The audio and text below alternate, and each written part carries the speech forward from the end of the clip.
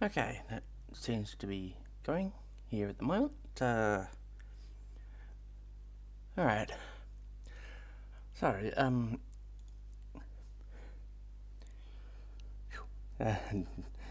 decent bit of work's gone into this, and and I'm a little and I'm a little under the weather at the moment, so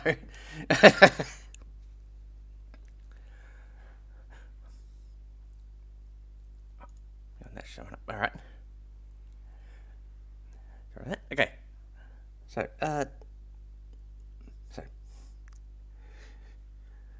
enter the assimilator.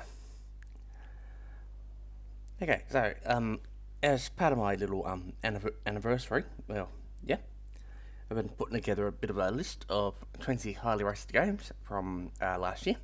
I mean, from 2020, you know, 4 years ago, and where they are now. So it's been a bit of a process putting it all together, but hopefully you find it as interesting as I do. There's going to be more than a few titles that you guys will recognise there. So with that being said, let's get into it, shall we? Now, expect this presentation to be somewhat scuffed, because I haven't really had a chance to fully get everything sorted out. Let me just slip over here. And I will shorten this a little bit.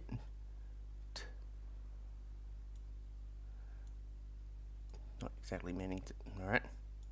Well, I'll be in the corner anyway. Now, I was going to do a bit of a write-up next about about 2020, but I think we all remember what happened there. So let's begin with the first game.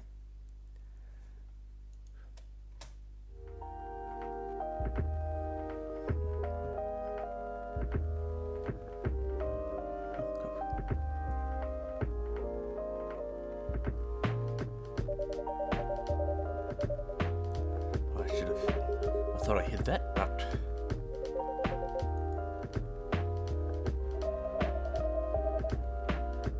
go on.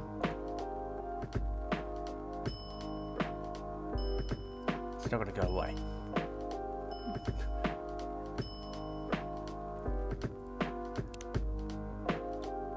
So we're looking at a bit of a coffee game here. I dare say you probably worked out what it is.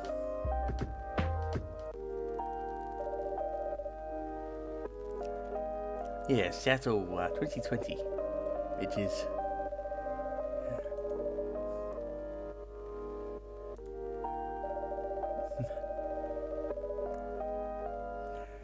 very interesting little title on this one.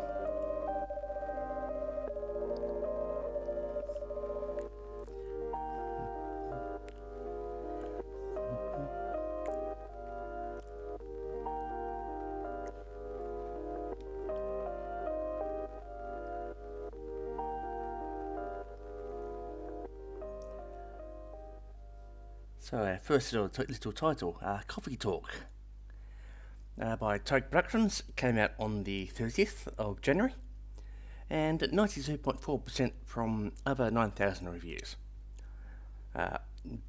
Deep story about the wonders of coffee and the lives of your customers, including aliens, succubi, orcs and mermaids. Received a decent bit of attention, to put it mildly. Now, this one is the lowest rated game on my little list here. So it sets the bar pretty reasonably high. So in late 2017, Tobe Productions would hold an eternal game jam.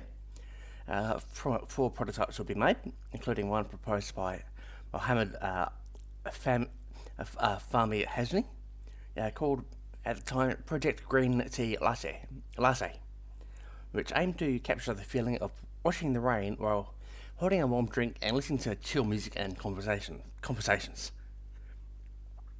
Now, throughout development, changes would be made, such as expanding the brewing mechanics and using Google Street View to explore Seattle, get a feel for the area. In August 2018, demo would be posted up on Steam under the name Coffee Talk, and the full release would happen in early January 2020, and there'll be a short webcomic coming out in February.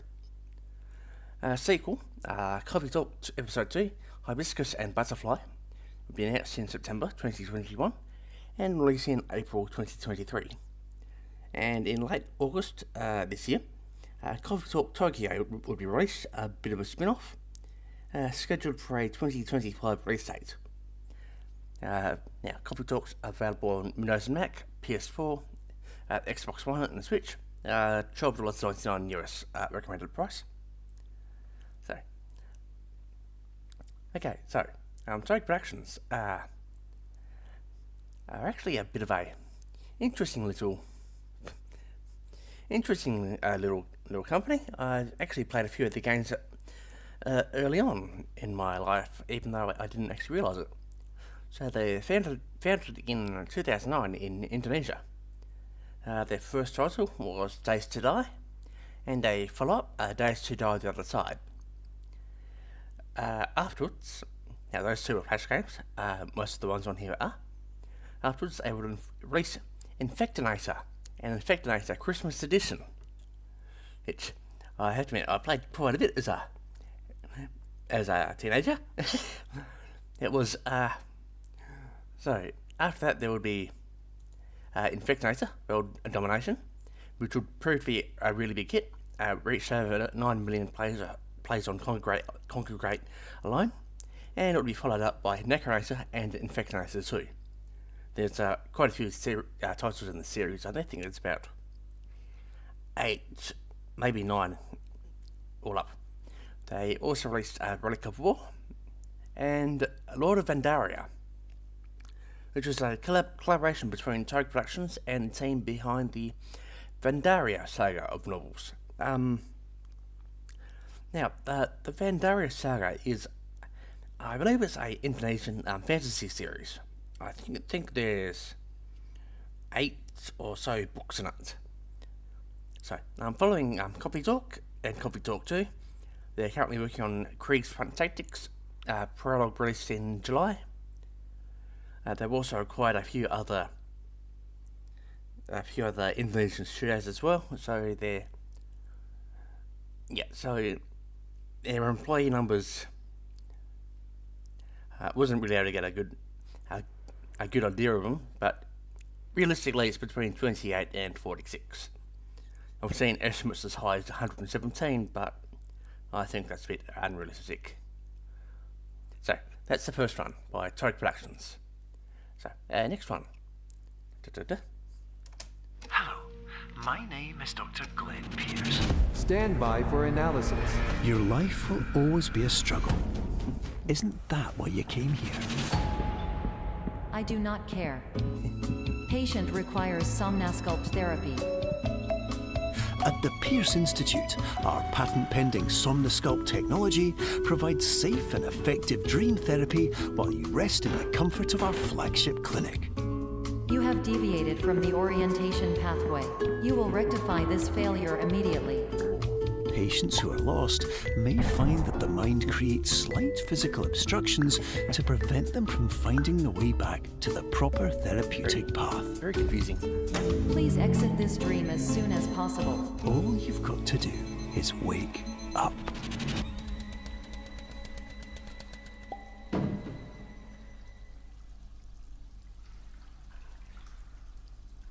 Now, give me a second. I might have to turn the video quality down a bit. It's telling me off. So, let me just move on to the video there. And,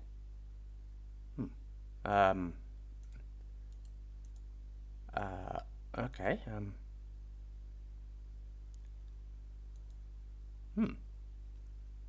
Okay, that makes things interesting. It seems that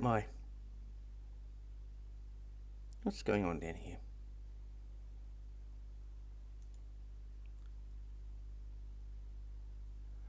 It seems that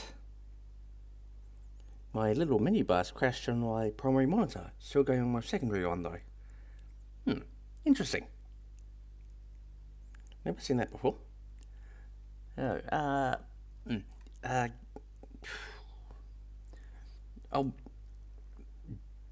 bugger it. I'll bear with it. I've actually seen this happen before. Okay, anyway. Superliminal by Pillow Castle. Came out November 5th. On Steam anyway. It came out a bit earlier on Epic.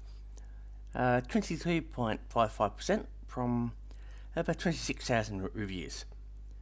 It's as you can tell by the trailer, it's a bit of a surreal first-person puzzler with quite a few optical illusions and depth and perspective weirdness. Now, work began on it in 2013. A tech demo was shown at Tokyo Game Show. Their Sense of Wonder Night as a Museum of Simulation Technology. The demo released in January 2014. Entered into the Independent Games Festival Studio Competition.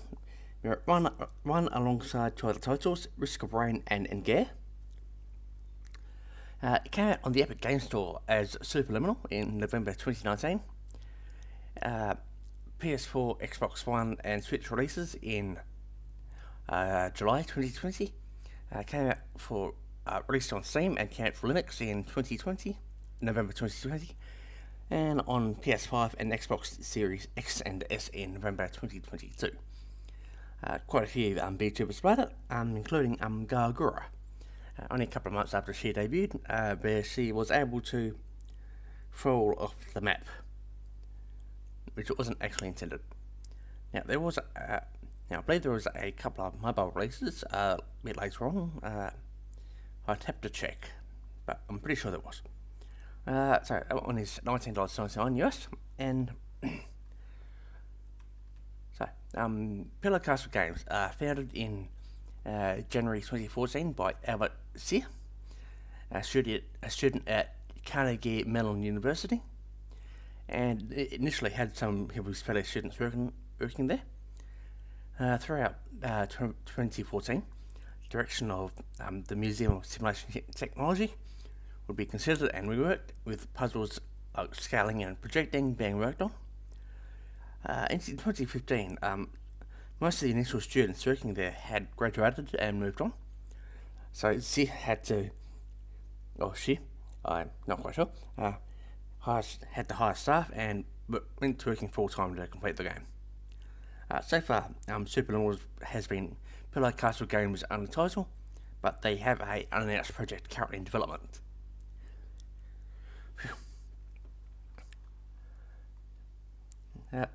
Alright, my little mini bar still not coming back. Alright, I'll move on to the next title. This is this one. Here we go. Keep going. Hey, stranger. Are you here for some Monster Camp gossip? You've come to the right place. This year, there's a lot of gossip, and it's all thanks to the 6 sexy campers everyone is trying to date. There's this witch with 3 evil exes lurking around, a cursed monster slayer that now befriends monsters, and a robot who may or may not have led an uprising of the machines. Then there's not 1, but 2 demons. A buff, beautiful warmonger, and the Prince of Hell. They're so hot, they make trees pollinate by dressing as sexy bees. And let's not forget the breathtaking Grim Reaper. They're so famous, they found a regular cat and turned it into an internet sensation. So there's just one question left. Are you joining us? Pack your bags. Welcome to Monster Camp, the second multiplayer dating sim ever.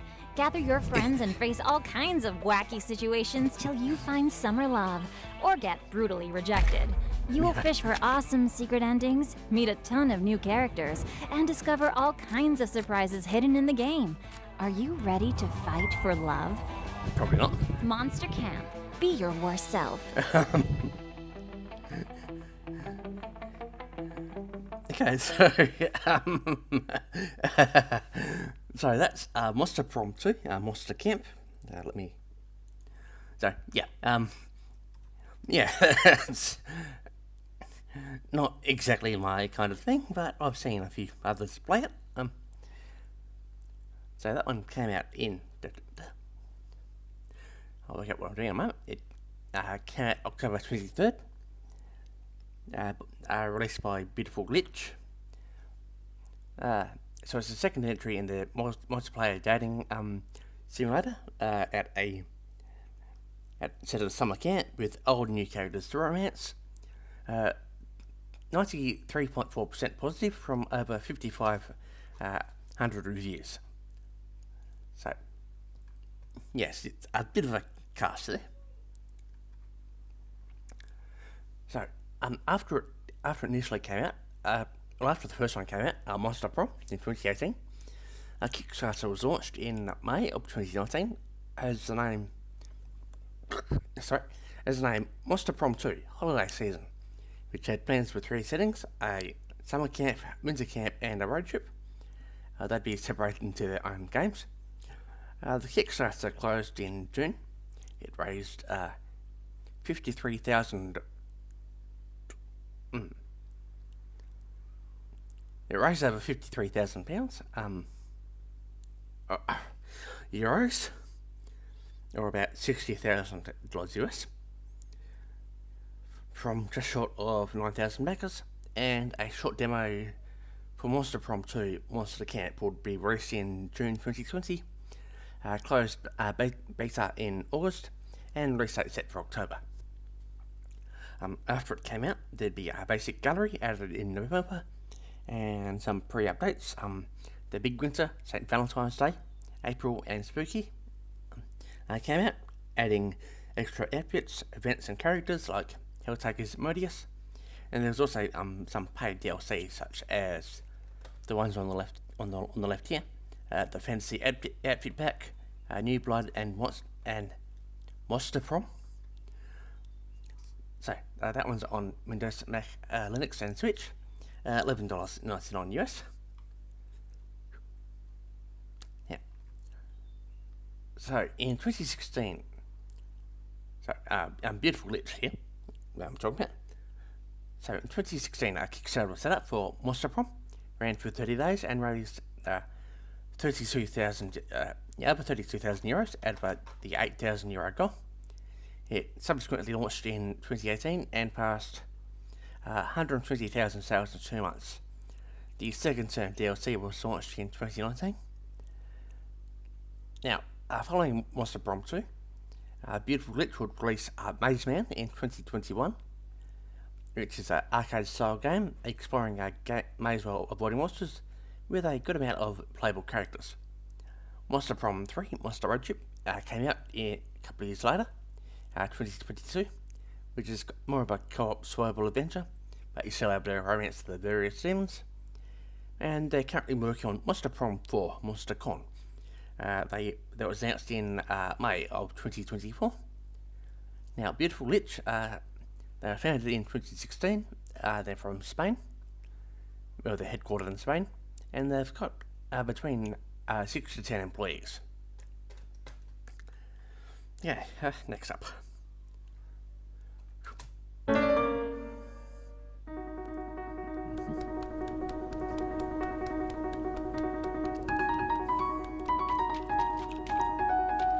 Yes, that bastard.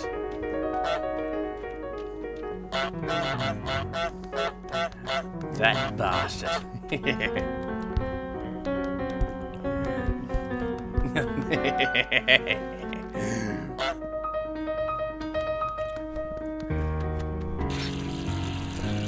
The Be a Dick Duck Simulator.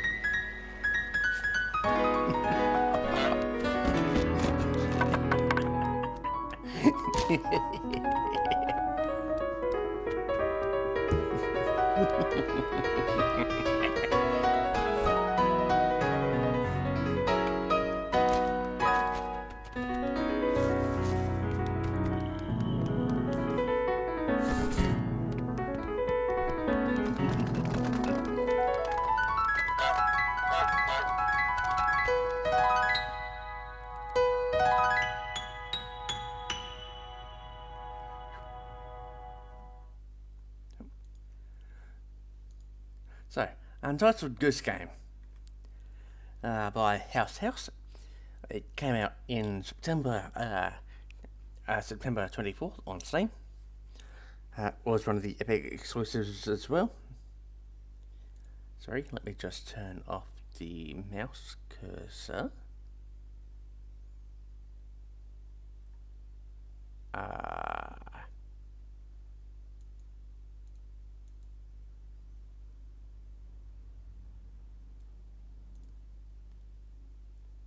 I know there's an option to do it, I just don't know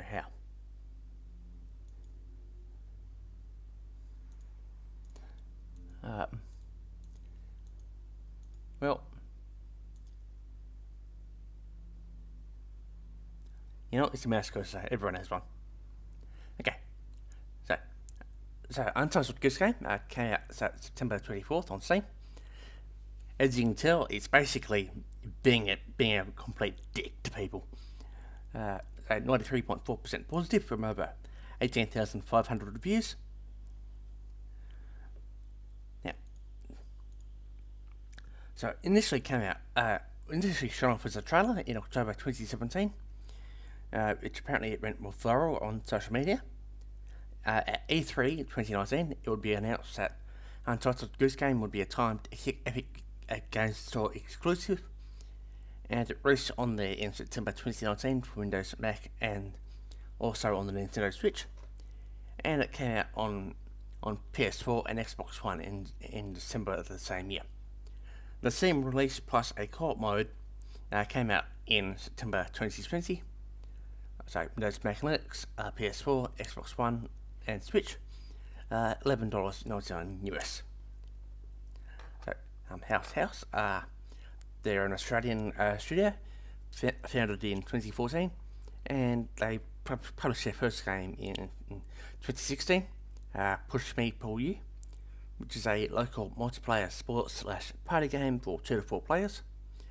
They're currently working on their third title, Big Walk, which is a co-op title about exploring and solving puzzles in an open world, currently in development with a 2025 release date. So, they're Australian, with 4 employees, owners, staff, and okay. Alright, next up.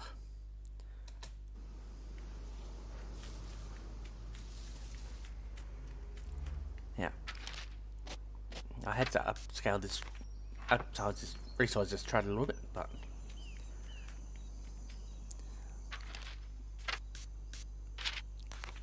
so, moving our map pieces around.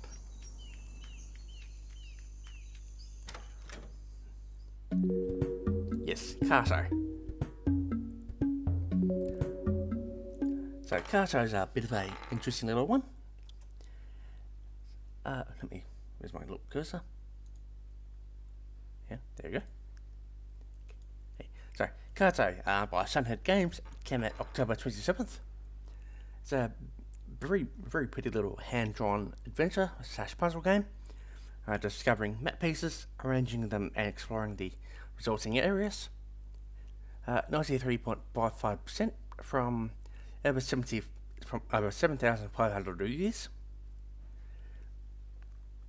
Now, information on this one was a little bit hard to come by. So it began development in 2016 with a core team of 4 people, plus some remote workers.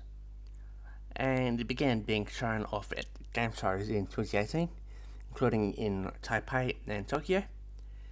It will be shown off by Humble Games in June 2020, and it released in October the same year for all of the platforms there: Windows, Mac, PS4, Xbox One, and Switch.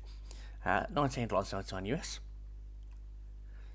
So, Sunhead Games. They were founded in 2012. They're from Taiwan. And they released 2 other titles. The first one was A Ride into the Mountains, developed in just over a year.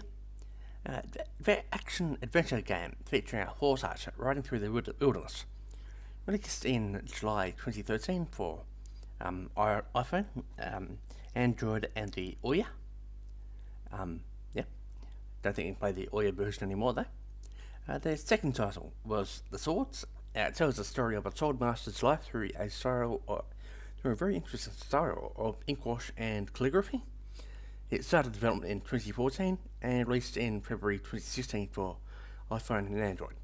So I can't say it was their first actual PC / console game. Currently there hasn't been any work on any future projects.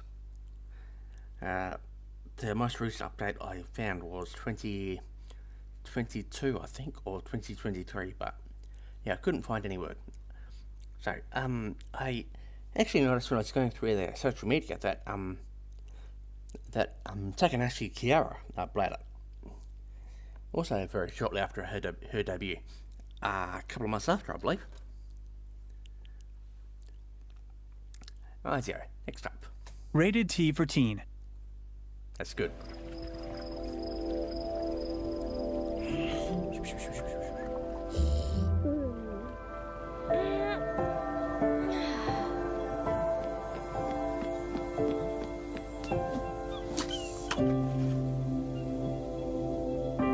Bit fishy.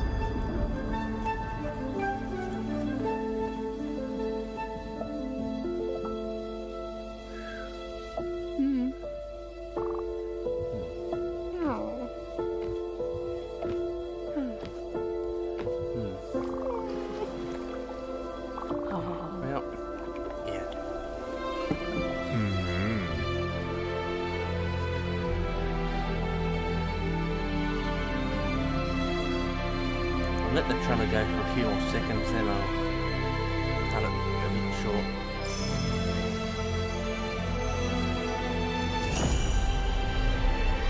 Alright. 1, 2,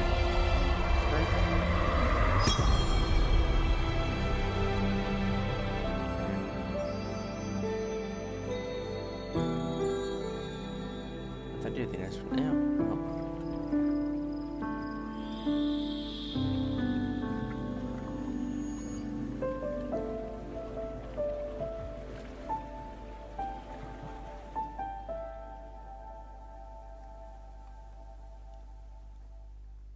So, Spiritfarer. Oh, this one's an interesting little one.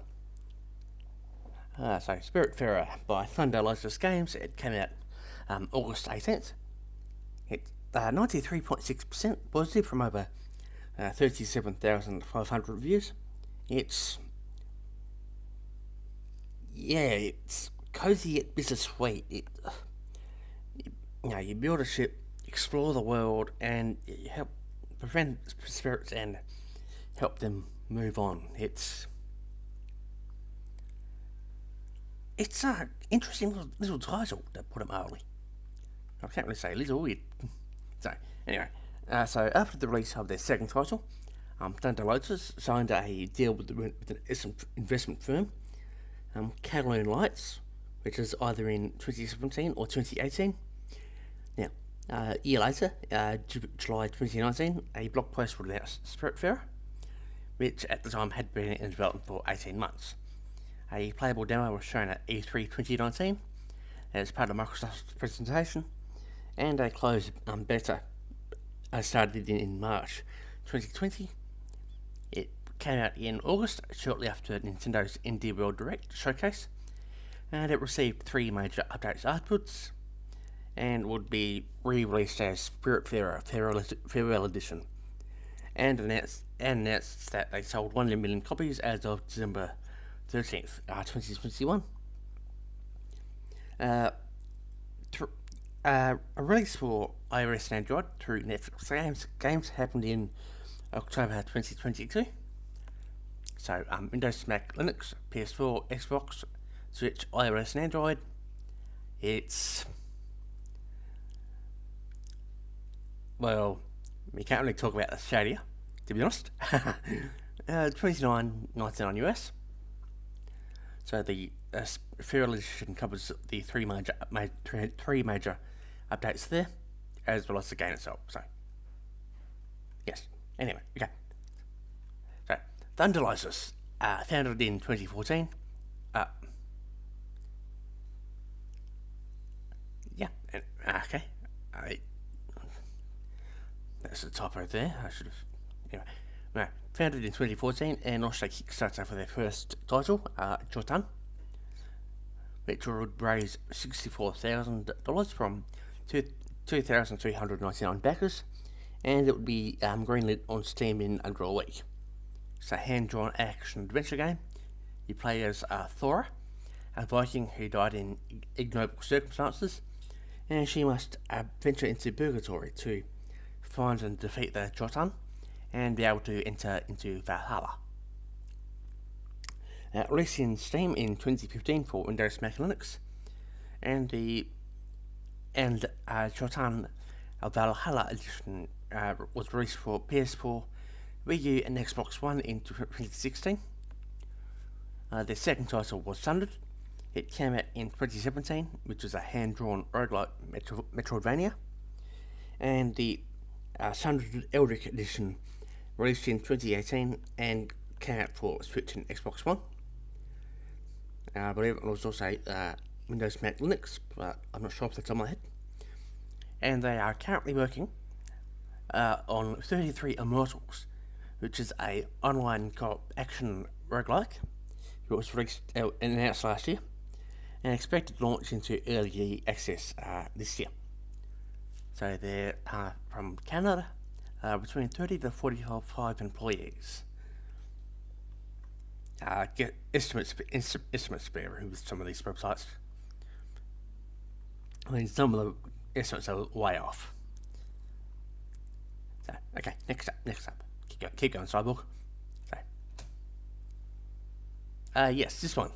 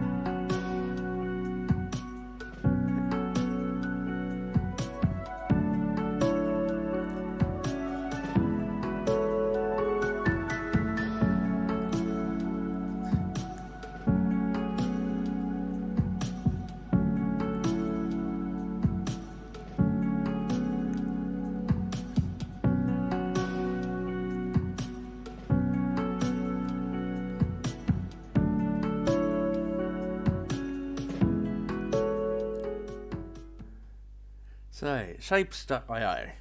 Oh, this one's a little bit of a hidden gem, this one. So, it's Shapez/Shapez.io by Tobias Springer. He'd found Top Spur games a little bit after. Came out on June 7th on Steam. As you can tell, it's a relaxing minimalistic factory builder.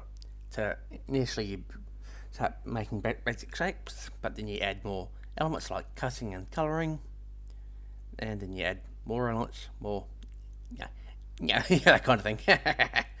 So 93.65% positive from over 11,750 reviews. So now it initially released as a web game on itch.io in May 2020, and it came out on Steam 8 months later. Received a number of updates through June and July, including the major Wires update in October, as well as achievements, and it released on Wii Game in China through Douyoyo Games. The Puzzles DLC launched in June 2021, and the official modulator came out in February 2022. The Mac version came out in April 2023 now. After that it was renamed to Shapez, and Shapez Mobile would be released for iOS and Android in December the same year.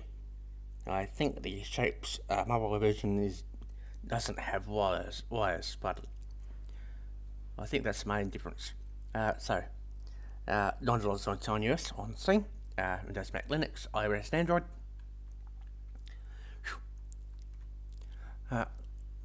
So Tobias, or Top Spurs, released a few other titles as well.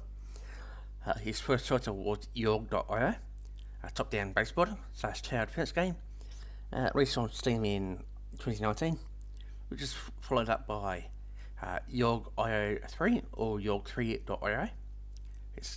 I've seen it called both, which is a sequel which added multiplayer support and mod support, more towers and unique enemies.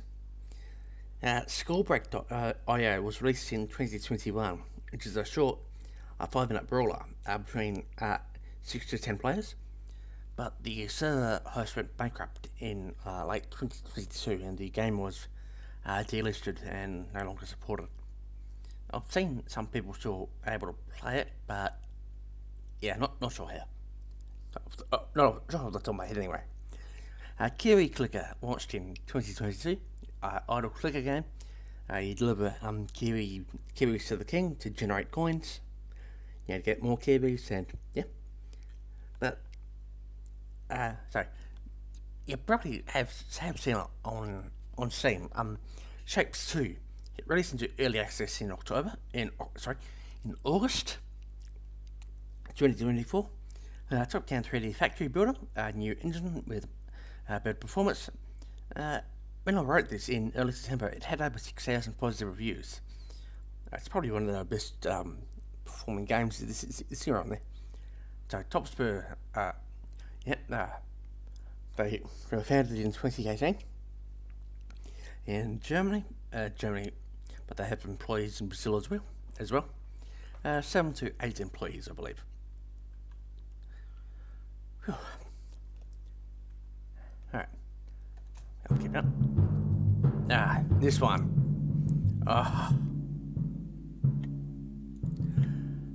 Yeah. There you go.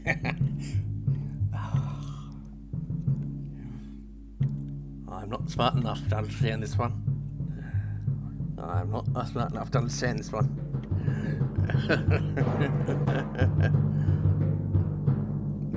There you go.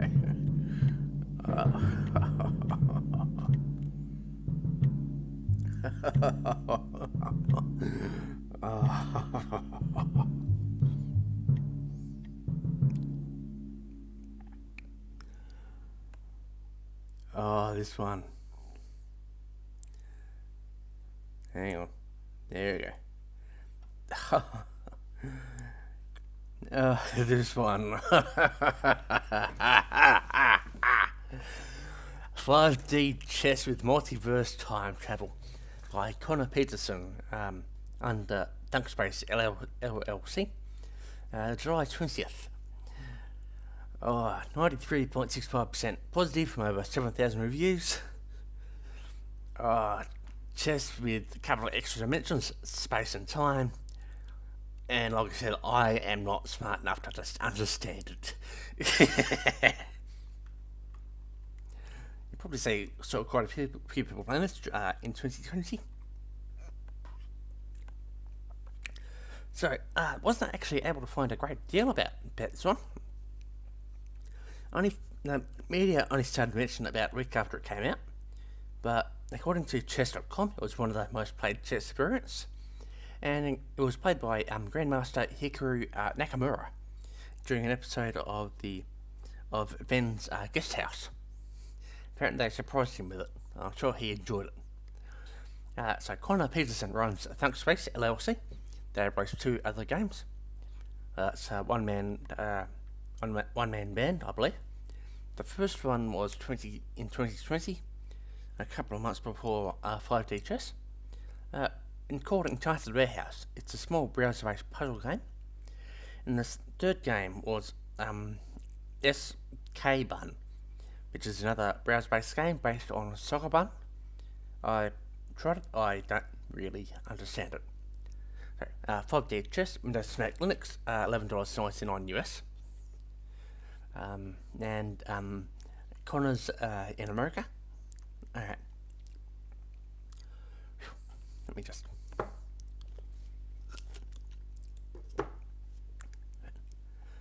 Okay. Next up.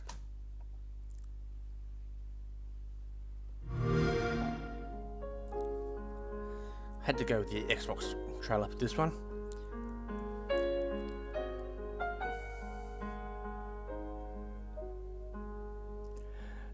So yeah, probably worked out what it is.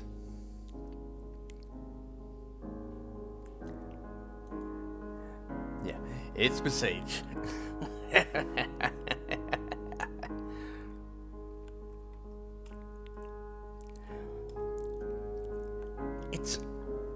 I've seen a lot of amazing things created with Besiege.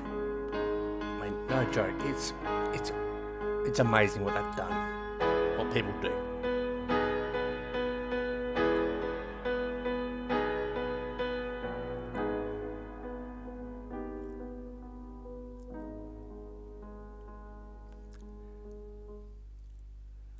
So, thank you. So, I went with the Xbox trailer for that one. It was the most up-to-date one I could find. I mean, it was either that or the alpha trailer or the other trailer, which I'll mention shortly. But, okay, anyway, keep going, Cyborg. So, Besiege by Spiderling Studios came out, left early access, February 19th. 3D physics puzzle builder. You create machines to destroy villages, towns, castles, across a number of levels. 93.75% positive reviews from over 45,000. But let's be honest, people mostly play it because they create some incredibly amazing things with it. Just, I mean, there's tanks, there's helicopters, there's satellites, there's aircraft. It's goddamn amazing what they've done with it. So, Besiege entered early access in January or February 2015. Version 0.1 released in June the same year, and 0.2 released in October with an update to Unity 5. The Multiverse update came out in December 2017, which added multiplayer and a level editor. Besiege had its full release in February 2020, and was rewritten for 64-bit in February 2022, followed by the Xbox One release, which you saw the trailer for there. In May 2024, Besiege the Splintered Sea released, which added water physics and terrain, and in September 2024, I think about 2 weeks ago, releases for the Switch, PS4 and PS5 were announced, with a estimated December release date, That's why if you look up the platforms there, you see that those three there in green. Yeah, that's why. So, $14.99 US. And yes, so Spiderling Studios, I haven't been able to find a great deal about. I believe they were formed in late 2014, but they first published an alpha trailer of Besiege on their YouTube channel on February 1st, 2015. They're based in England, and their only title was essentially Besiege and the DLC, which is fair enough. And they've got at least 10 employees. Numbers here are really vague. I mean, there was one website which said they had under 1 million employees, which I would hope so. I'd say probably between 10 to 20, but yeah. So that's Besiege. Still a bit nervous. I'm soon to time, but it's together. I believe it's actually doing it now. Yeah, next up. Oh god, Baldi. You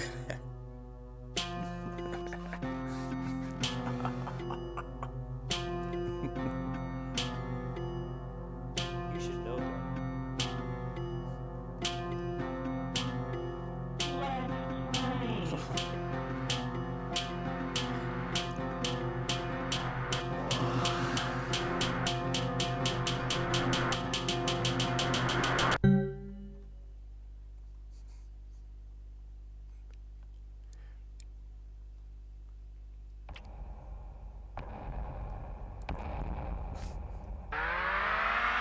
Yeah, it's good.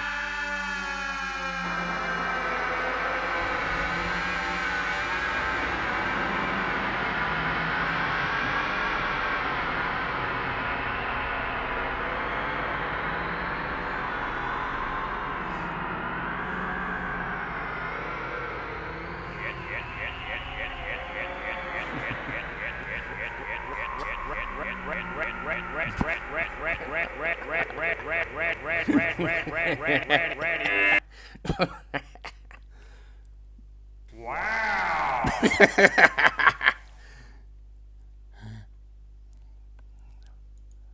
Alright, Baldi's Basics Blast. Yeah. By Basically Games. It's technically still in early access, but I think if I left it out, someone would probably complain. 93.95% positive from over 5,500 reviews. Stealth edutainment roguelike, probably the best kind of a way to say it. It tries to solve puzzles while interacting with various odd characters, and you try not to get caught. I'm pretty sure Goose played this. Maybe some of the other girls, not sure. I know that quite a few people have played it though. Right. So, Baldi's Basics in Education and Learning, which would be later become Baldi's Basics Classic, was originally an entry in the Mesa Game Jam in March 2018, and would come in second place, and it would release on Android and iOS in 2019. In July 2018, going back again, the Kickstarter for the full game, Baldi's Basics in Education and Learning, was launched, and it would raise $61,375 out of the $50,000 goal in 1 month. In April 2020, the game was renamed to Baldi's Basics Plus, and version 1.0 would release in June, and there'd be frequent news and updates coming afterwards, adding new characters and events. A couple of other titles, Baldi's Basics Birthday Bash came out in April 2019, and Baldi's Basics Classic Remastered came out in October 2022. So Basics Plus is Windows, Mac, Linux, $9.99 US. So basically games are founded in July 2018 by Mistvan12, where there are a 1 to 2 man team. His sister has done some soundtracks and PR voice acting. Prior to Baldi's Basics, Mistvan created some games for the Petite Computer, which is a version of Smile Basic for the Nintendo DSi came out in 2014. And he also created Joe's Ultimate Bus Ride through Future Pinball. Joe's Ultimate Bus Ride through a program called Future Pinball, which is a freeware 3D pinball creator, editor and player for Windows.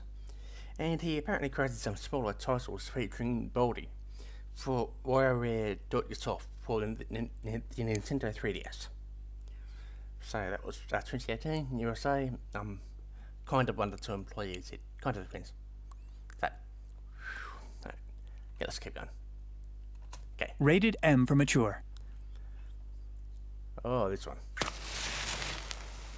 There is no such thing as good or bad. There's only what you want, and what you do to get it. And when life gives you lemons, you squeeze them in the eyes of your enemies. It all started with Doc McCoy, a ruthless mercenary, cold son of a gun. We hired him, and he delivered, but we made a mistake. We shorted him a buck or two, and that's when the shit started to fall apart. That's where the trouble started. Things got worse when we fucked over old man O'Hara. Oh, God. His niece, Kate. Oh. She didn't just get mad. She got even. Hell hath no Then fury. there was this half-wit Hector. What a loud, strong, and cockeyed AP is. Gotta admit, he beat the living daylights out of our men at Flagstone. Though I'd reckon he didn't operate all on his lonesome. At first, they were all pretty annoying, but no real threat. It all changed when those bastards blew up the bridge at Eagle Falls. Something had to be done. The only problem was, they completely disappeared, scattered like cockroaches. Some would think that's where the story ends. It didn't. That was just the beginning. We hadn't heard anything from the troublemakers since the accidents around Flagstone. But we did get word from Louisiana that Isabel Moreau, a name I didn't think I'd ever hear again, had appeared like a ghost. And as usual, whenever she's involved, things turned all topsy-turvy. Those roaches really thought they could mess with us. Even burned down our precious swamp hideout. These scum, thinking they were some smart-ass desperados. Irritating? Yes. But ain't never been a real threat to the company. Nobody is. But those damn varmints. Okay. They got cocky, and we finally caught them in a simple ambush in Las Piedras. Like shooting fish in a barrel. But it got me thinking. Nah. They couldn't have pulled it off without him. John Cooper. Don't you go getting your knickers in a twist. He's locked up tight. But we have to keep a close eye on him. You know how it is with roaches. Cut off the head, and it will keep on living for a week. Cut off his legs, and at least it can't walk. He's the one who brought them together. That Cooper. He won't stop until he draws his last breath.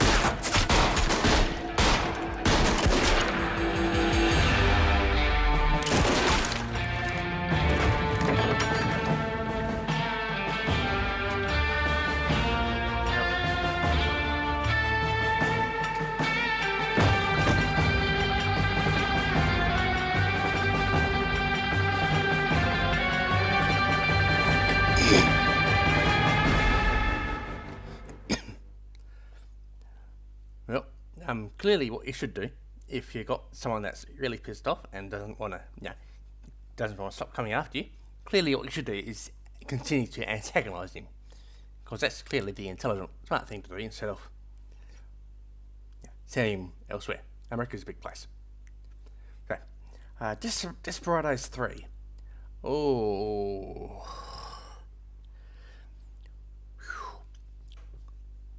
So, bit of a spoiler. Bit of a spoiler. There's been only one studio that I've covered here, which is closed. I mean, out of these 20, there's only been one studio here, which is closed since, between 2020 and now. It's this one. Yeah. So, okay. Alright, so Desperados 3. That's right, I know what I'm doing. So, Desperados 3 by Mimimi Games came out June 17th on Steam. 94.05% positive from about 13,000 reviews. So, the third game in the Desperados series, and it acts as a prequel to the first game. Set in the Wild West in the 1970s, and it was really praised by media. So, we'll talk a bit about the series. So, the Desperados series started in 2001, with Desperados Wanted Dead or Alive, which was developed by Spellbound Entertainment. They lasted from 1994 to 2012. That was followed up by Desperados 2, Cooper's Revenge in 2006, and a standalone expansion, Helltaker, in 2007. THQ Nordic acquired the rights to the series in 2013, and Desperados Wanted Dead or Alive modernised, released as an update to it, to the first game in 2018, which added Mac and Linux support, which is very nice of them. Now, Desperados 3 will be announced in August 2018, with a release date set for 2019, but that would be changed to June 2020. After its release, Mimimi Games began releasing the Baron Story, which is a free 14-mission campaign with additional challenges. And between September and November, the Money for the Vultures DLC will be released, which is a 3-part series which you can also get through the Season Pass. So, Windows, Mac, Linux, PS4 and Xbox One, $39.99 US, and now to the not so nice part. Now to the not so nice part. Hang on, there we go. So, Mimimi Games started as a co-op, cooperation between Dominic Abe and Johannes Roth in 2008, and they would release Rounded in November 2009, which would be followed by a prototype for Da Vinci, shown in 2010. That would release in April 2011 for iOS. So, Mimimi Productions GmbH, it's a German acronym, please don't ask me to pronounce it. It was founded in January 2011, but they were renamed to Mimimi Games GmbH in 2019. They released a few titles, such as, now I'm leaving out about 5 or 6 mobile titles as well. So the first one was The Last Tinker, City of Colours. Well, technically they released Da Vinci first. Shut up, Tobe, I'll keep it going. So City of Colours, action adventure platformerish, released for PC in May 2014 and for PS4 in August. Shadow Tactics, Blades of the Shogun, stealth tactics game set in feudal Japan. It came out in 2016 for PC and for PS4 and Xbox One, July 2017. And there would be a standalone expansion, Aiko's Choice, which came out in December 2021. Now, their final game was Shadow Gambit, The Cursed Crew, which came out in August 2023. Yuki's Wish and Zagan's Ritual would be released as DLC in December. On August 29th, 12 days after the release of Shadow Gambit, The Cursed Crew, Mimimi Games GmbH would announce their closure in December 2023. They lasted on Now, yeah, they lasted a decent bit of time. 12 to 13 years. Well, 12 to 14 years. It depends if you count from 2008 to 2011. They were in Germany and had 31 employees as of 2021, I believe. Now, I might be asked about the future of the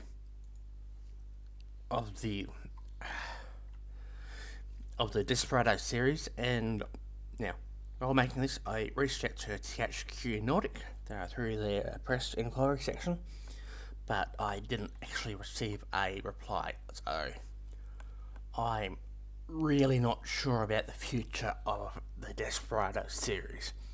It sold over 1 million copies, and it got a lot of positive reception, but I really don't know. That's the best answer I can give you. I really don't know.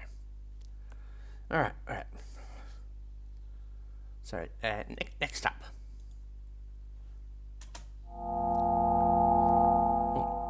Yes.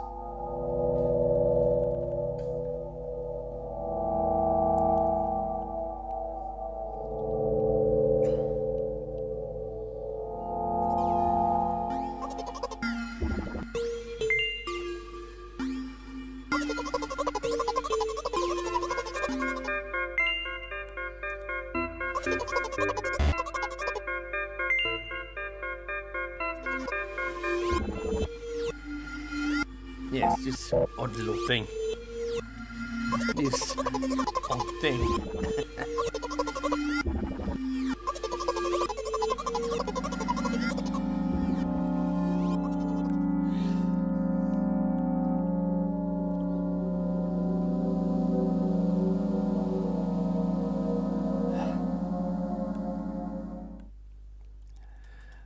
Milk inside a bag of milk inside a bag of milk. Bloody autocorrect. By Nikita Kryukov. Came out August 28th on Steam. It's a short horror visual novel.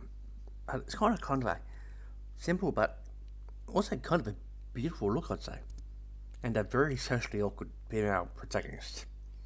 94.7% positive from over 25,500 reviews. So it's done really well. So, milk inside a bag of milk inside a bag of milk. Shortened the milk one. Released by Nikita in August 26th, 2020 on itch.io, which was followed up by a Steam release 2 days later. And it was made for a horror-themed game jam, based mostly on his research, but there was some personal elements added as well. There'd be a sequel, Milk Outside a Bag of Milk, Outside a Bag of Milk, or Milk 2, which came out in December 2021, with a longer and more expanded story. He's also made Doku no Medium, which is a horror sci-fi pixel visual novel, and Doku no Medium Megu, which tells us the story from another point of view. I believe both were made in 2019. He has also released Megalith, which is a short visual novel about the last man alive on Earth, made for another game jam. He's composed his own music for the Milk series, and he's currently working on a visual novel called 1000. Milk 1 is available on Windows Mac Linux. It's about a 15-20 minute game for a playthrough, $1.49 US. Okay. That's right. Alright. Yes.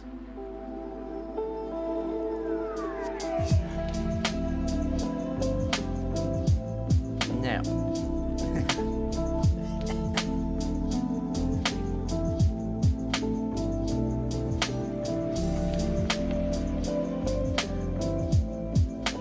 Might get tired of this one.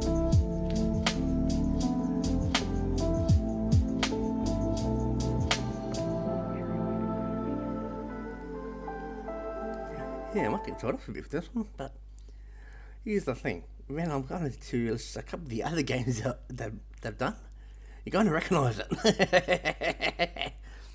A Virtual Cottage by DU&I. It came out October the 8th on Steam. 94.75% positive from over 9,000 reviews. It's a work productivity title, not quite a game, but it has lo-fi music by various artists, a bit of character customization and ambient noise like rain and cicadas. So, I'm going to mention the other games I've done and you're going to go, oh, because D&I have also done.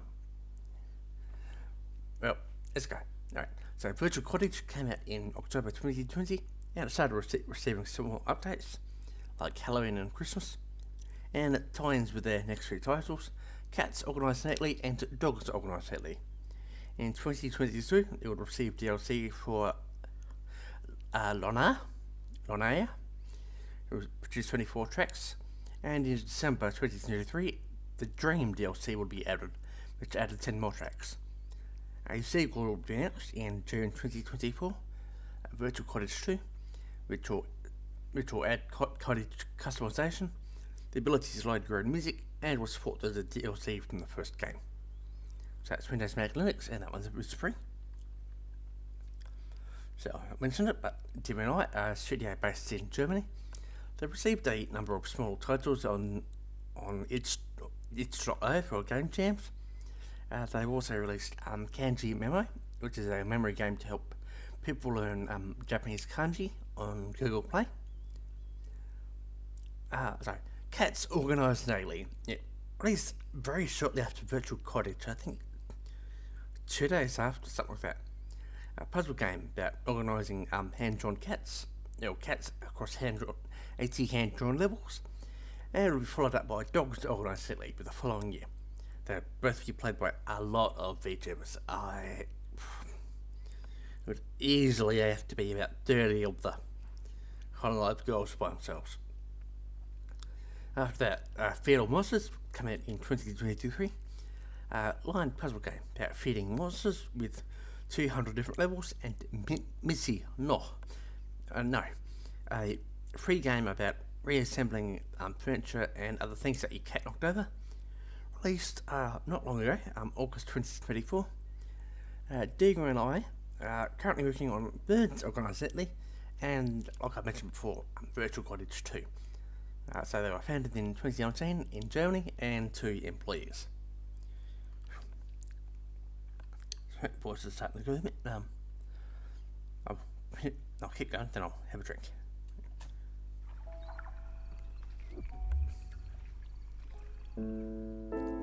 Yes.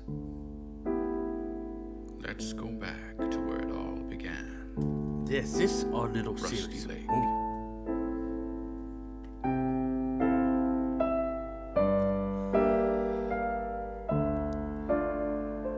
Nine memories captured in cubes. Are you ready to escape the past?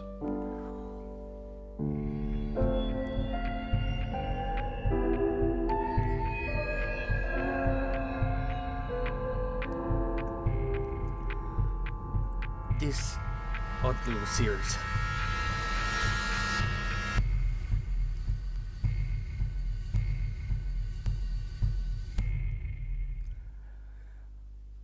So this one is our first little dual entry for Cube Escape Collection and Samsara Room by Rusty Lake, the developer. There's a Rusty Lake series and Rusty Lake, the developers.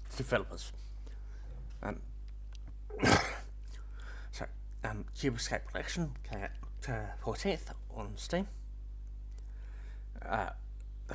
So your CEC will get 94.8% positive from 6,000 reviews, and Samsara Room would receive 94.25% positive from over 8,000 reviews.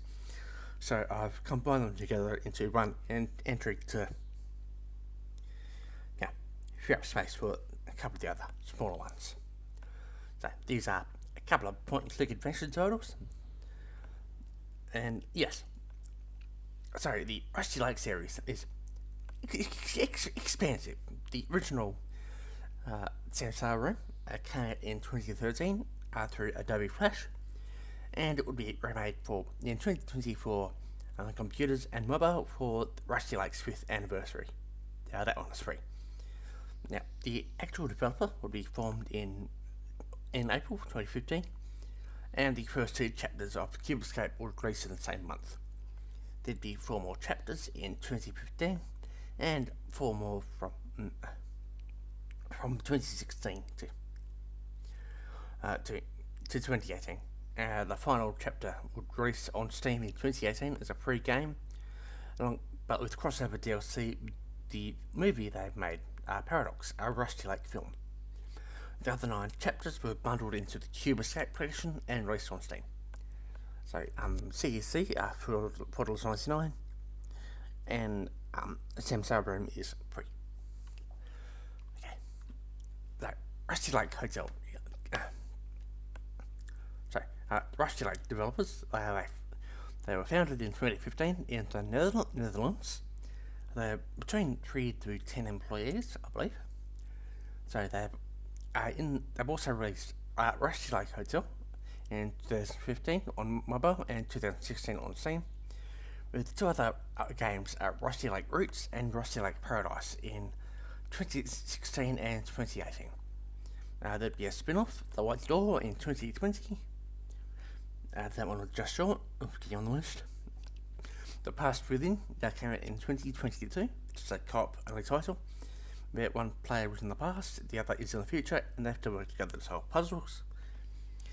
Underground Blossom came out in 2023, about a metro station where each stop represents a part of the heroine's life. And they are currently working on Rusty Lake Untitled, a pen and paper tabletop adventure.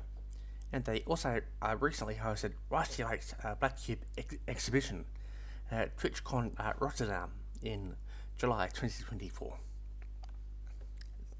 Yeah, actual escape room. So, I believe Mio from Hololive Gamers have played these. Alright, so. Okay, keep going, Subble.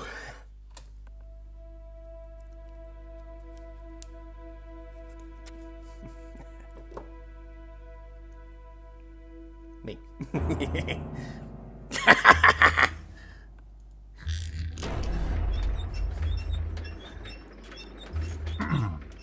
Hello, user.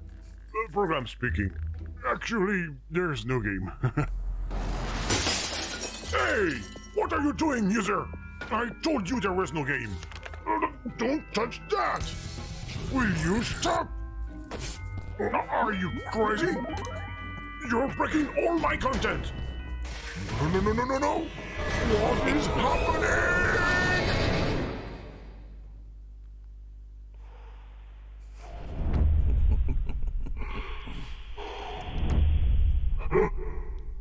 Where are we?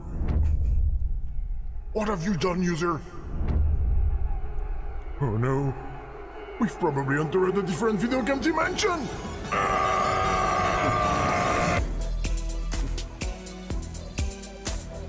Super full. User! This still isn't our dimension! Is that a missed puzzle? Hero, stop running around in circles and fight!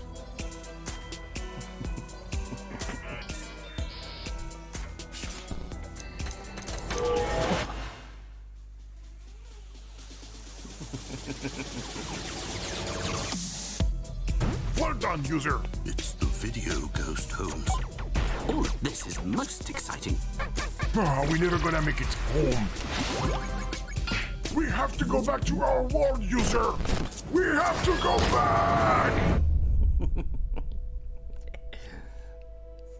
Game? Game? How did you get here? GG?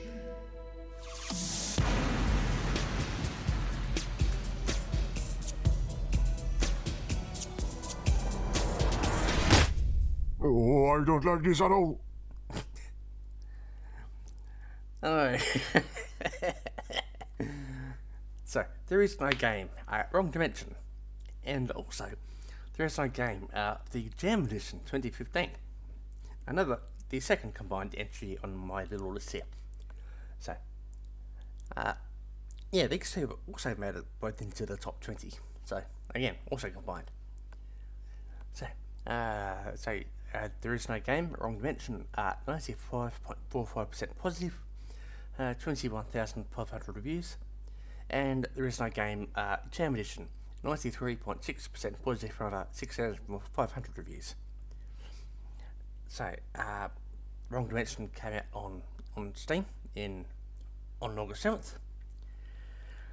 I know that quite a few of the hello girls have played it. I know that Picard did, very good playthrough, and kind of recently, I don't really know what the hell she's doing. Amelia Watson also played it. So There Is No Game, originally released in June 2015, and it was the winner of the New Games Construct Jam competition. It would go viral, including being covered by outlets in places like Japan and Russia, and it would reach 3 million downloads on Google Play by itself in August 2017. Now, following interest, the plan was to expand the game into a full title called There Is No Game, Wrong Dimension. Same concept of deception, but with a new plot, and to self-fund the game to avoid publisher control. So that they launched a Kickstarter in November 2016, but they would only raise 3,300 euros approximately out of a 32,000 euro goal. It was a disappointment for them. Despite that, they continued development with an updated version of Ting. There Is No Game. There Is No Game Game Jam Edition, releasing on Steam in March 2020. Updated graphics, a couple of re-recorded voice lines, and a filter, CRT filter. And Wrong Dimension released in August 2020 for Windows and Mac, and came out on iOS and Android in December, and released on Switch in April 2021. So that one is Wrong Dimension is $12.99 US, and the Game Jam Edition is free. So, the man who created it, Pascal Camizotto, he began in the games industry in 1995.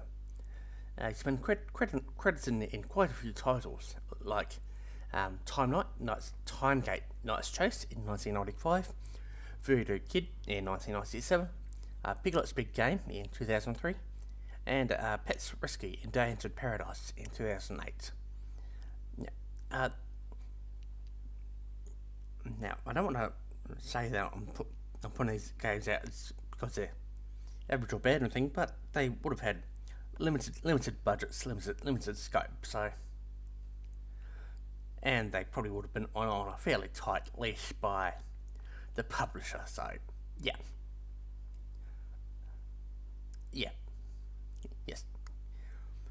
So, in 2013, Pascal would begin development of Coin Op Story, a bit of a Metroidvania where he plays an arcade cabinet, but development was paused in 2015 to focus on There Is No Game. But in 2015, he also released Medusa, Wrath of the Queen, which is a very short arcade platformer released in a week. That would also win April's Construct 2 Game Jam. Draw Me a Pixel was founded in 2017. Pascal and quite a few of his contacts in the industry. And following Wrong Dimension's release in 2020, they're currently working on an unannounced project.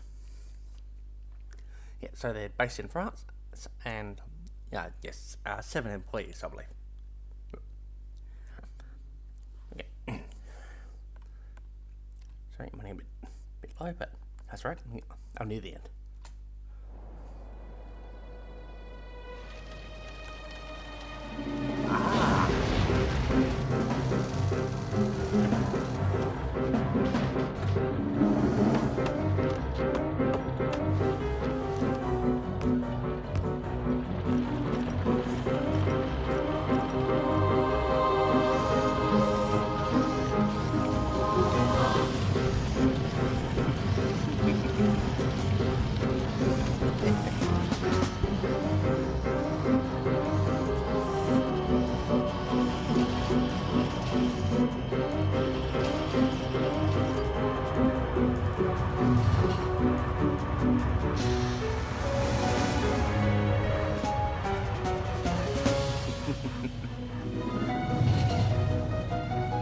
power of industry.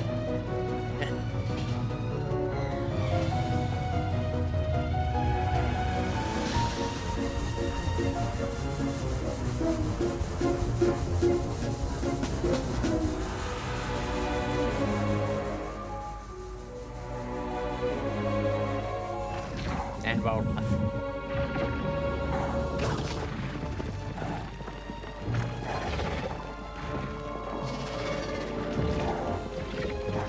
Quite a bit of wildlife.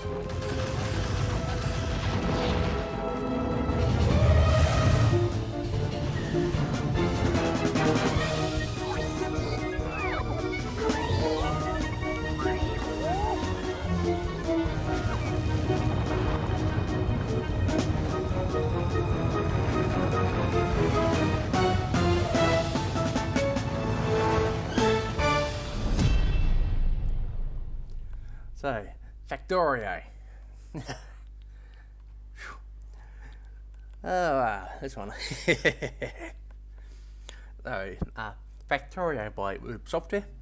95.55% positive from over 183,000 reviews. Yes, that's a fair amount. So, it was in development in since 2012. And it entered early access in 2016, releasing August 14th, 2020. Quite likely you've seen this being played somewhere on stream. Very, very likely. So, right, now Factorio development started in April 2020 with an Indiegogo campaign launched in February 2013. That was successfully funded, making 21,626 euros out of the 17,000 euro goal. In April 2014, the first trailer would be released, which caused a surge in sales, and Wube Software would be founded in September the same year. Factorio entered early access on Steam in February 2016, and version 0.14 would release in November, with frequent updates being made through Steam and the official website. They sold 1 million copies as of May 27th, 2017, and they had their 1.0 release on August 14th, 2020, with a Switch release in October 2022. And they are currently working on Factorio Space Age, which is an expansion. They expect it to release in next month, October 2024. So that's Windows, Mac, Linux, and Switch. $35 US. It could be $34.99. Yeah. Anyway, founded in 2014 in the Czech Republic. 31 employees. This, if I remember correctly, the next one should be.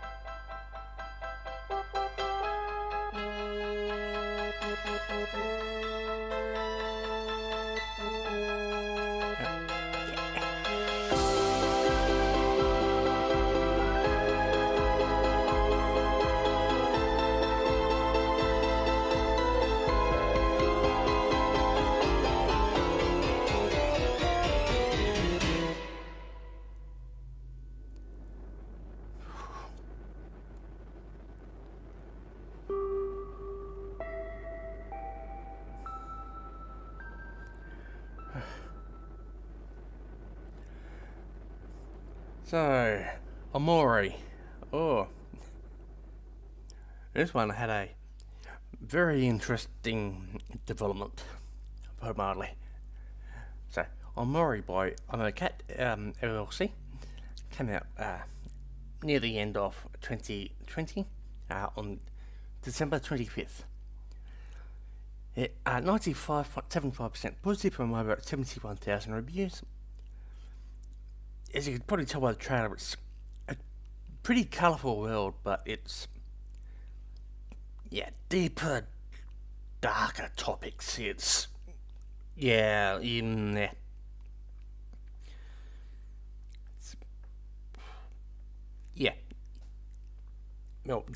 darker topics, I'll put it that way. So, okay. Omori started as a character called Omori Boy.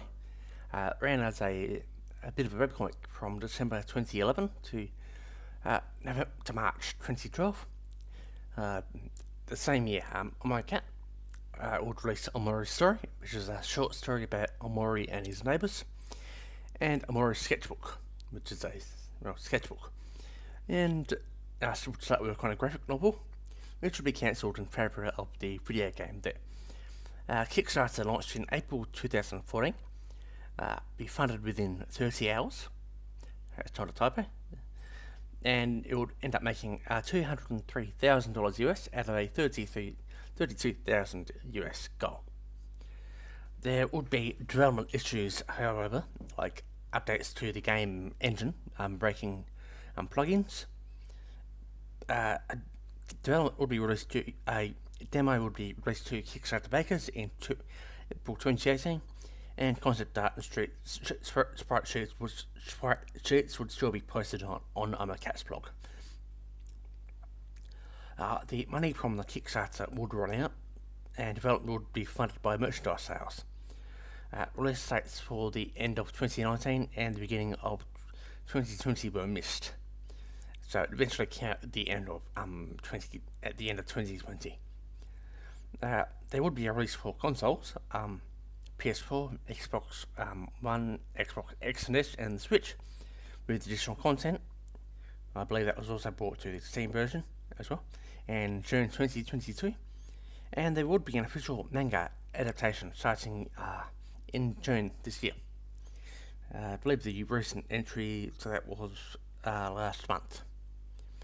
Now, you probably noticed the Xbox One's up at the platforms there being greyed out. That's because it was actually taken down at the end of last year. No word has been given by Microsoft or OMOCAT as to why. That's $19.99 US. So, OMOCAT. OMOCAT LLC is an art studio located in Los Angeles, USA. Founded in 2014 by OMOCAT. They've collaborated with quite a few brands like Pokemon, Hololive, and Hatsune Miku. It's made up of 16 people, and they sell merchandise such as t-shirts, pins, sketchbooks, and skate decks. OMOCAT is also a bit of a VTuber. She frequently posts to her blog, and she's trained playing games in the past on YouTube and Twitch. I'm not going to delve too deep into it. It seems that she prefers her privacy, so that's fair enough, you know. Alright, so that means this one is... I have made a video game. Yes. Helltaker. It's a game about a guy who went to hell in search of love. You solve tiny puzzles in limited number of moves and collect demon girls. Puzzles are pretty horrible though, at least they're demon girls. The game is already done. You can grab it right now on Steam for absolutely free. No money necessary. However, if you feel like actually spending money, you can spend this cute Helltaker art pack. Inside you'll find lots of concept art, commentary by yours truly, and a sweet recipe for chocolate pancakes. And I will finally become rich. What more I can say? Go play the game. I hope you find it fun. Have a good day. Until next, and thanks.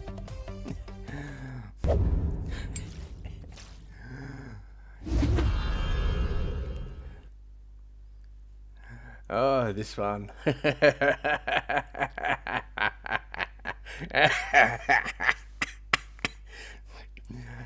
Helltaker by vanripper. May 11th on Steam. 96.35% positive from over 117,500 reviews. The rhythm puzzle game that introduces us to the world of sharply dressed demon girls and pancakes and kicking around dancing skeletons, but mostly these sharply dressed demon girls. vanripper is a Polish artist. He's been sketching and drawing since 2008. Created the short series Daystone, which has had 3 publicly available episodes. In a post-mortem about it, he said it was a combination of too big in terms of time taken to make each episode, too small in terms of how long each episode lasted, and it was also too repetitive. Helltaker was developed in approximately a year, and it would quickly skyrocket in popularity, including a Lucifer nanodroid. It would also be featured in a couple of other games. There was the Modis in Monster Camp, which I mentioned earlier in the video. In 2021, there will be an update called Examtaker, which were added in harder levels to celebrate the 1-year anniversary of it. Now, vanripper continues to post comics about Helltaker, which he considers canon, and other games he's enjoyed on his X account, and he occasionally streams on YouTube. I'm not sure if he's working on any other projects at the moment. So, yes. So, Helltaker. So that means...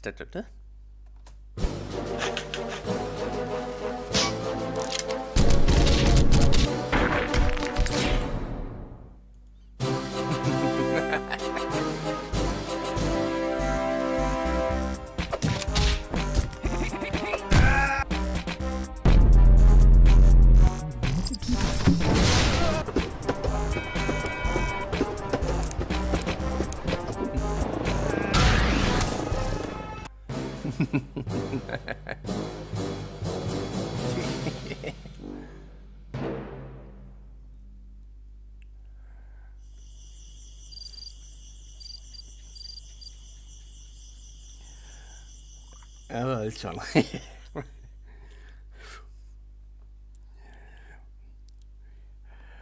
Oh god, how many VTubers have played this one? I mean, probably all of them. The Henry Stickmin collection by PuffballsUnited.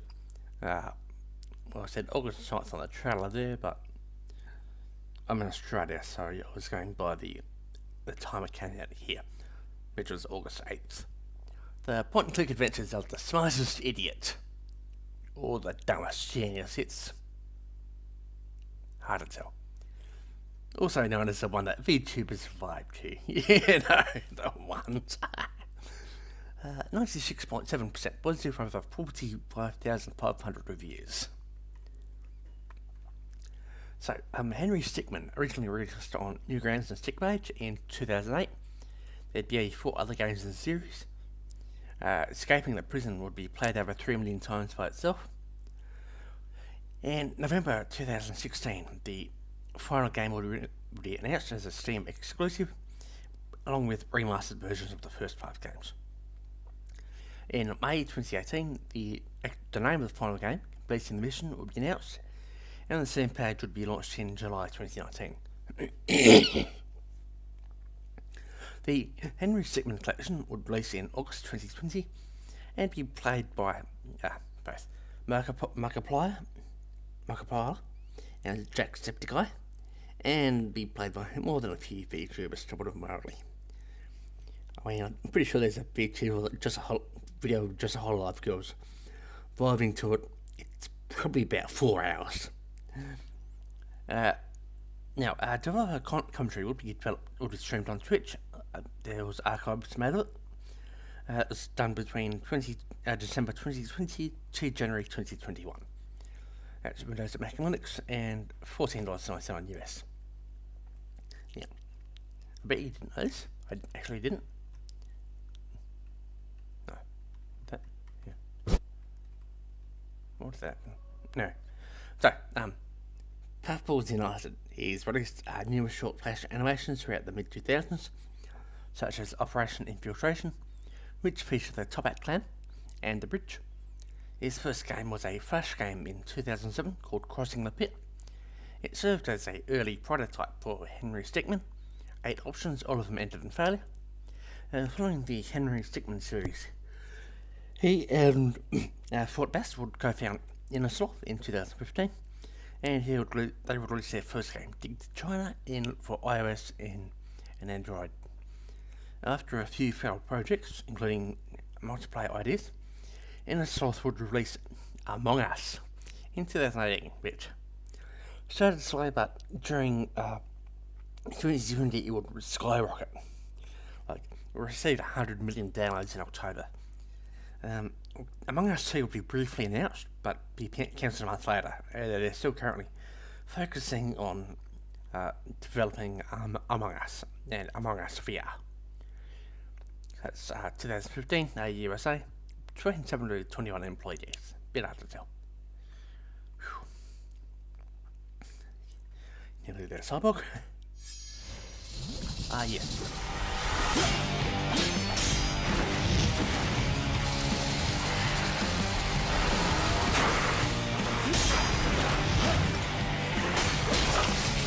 Lord Zeus, of course.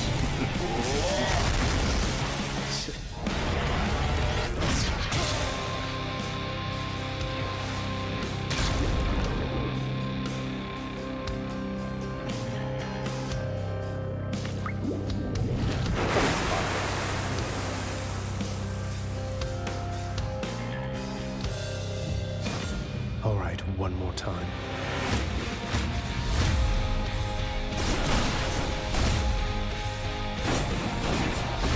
Stupid boy, you shall never reach the surface.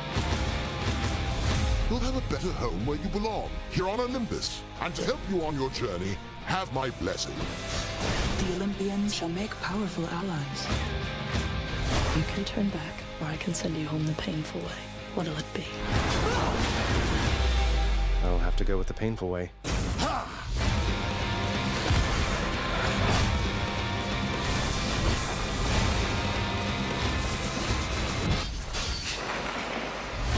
That was for last time.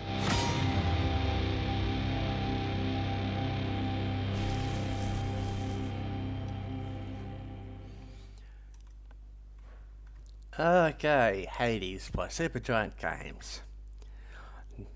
97.15% positive from over 263,000 reviews. Came out September 18th on Steam.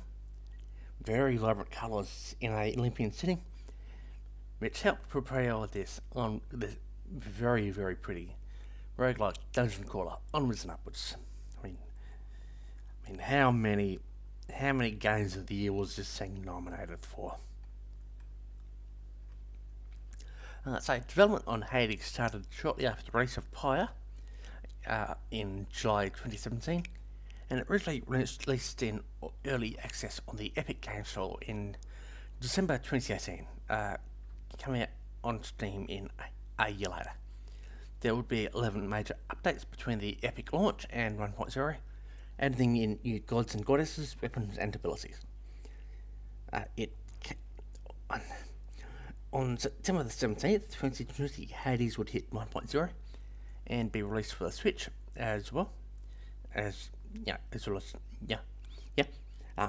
and PlayStation releases would follow in August 2021, and there would be an iOS version in March this year.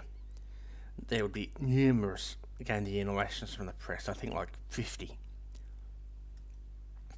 So that was $14.99 US. What's this going? So, Supergiant Games LLC, founded in 2009, their first title, Bastion, coming out in 2011, which came out on quite a few platforms, including the Xbox 360, a browser version for Google Chrome, as well as a Mac and iOS, PlayStation 4 and Vita, and the Switch. Their second title, Transistor, which is a bit of a mix of science fiction, action RPG, and turn-based tactics. Came out in 2014 and would sell 1 million copies by late 2015. Pyre, which I briefly mentioned, it's a pseudo role-playing / sports game with local multiplayer support, would release in 2017 for Windows, Mac, Linux and PS4. Supergiant are currently working on Hades 2. They started in 2021 and it would be officially announced in 2022 and entered early access in May this year.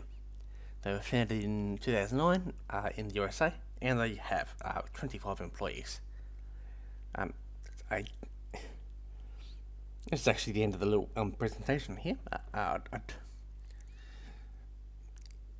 I didn't actually probably finish it, but I'd like to.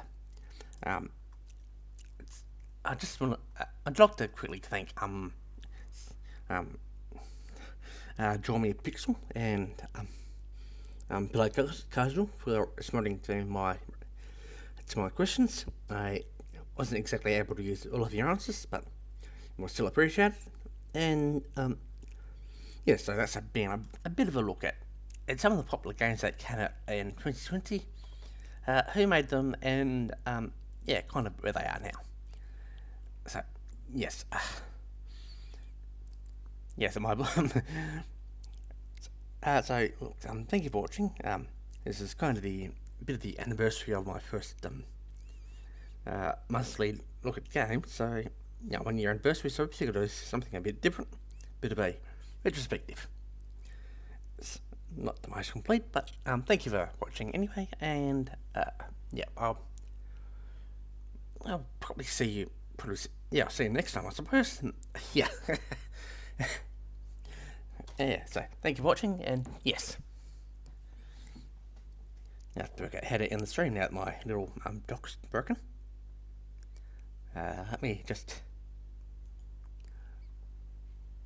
Yep, here we go. That's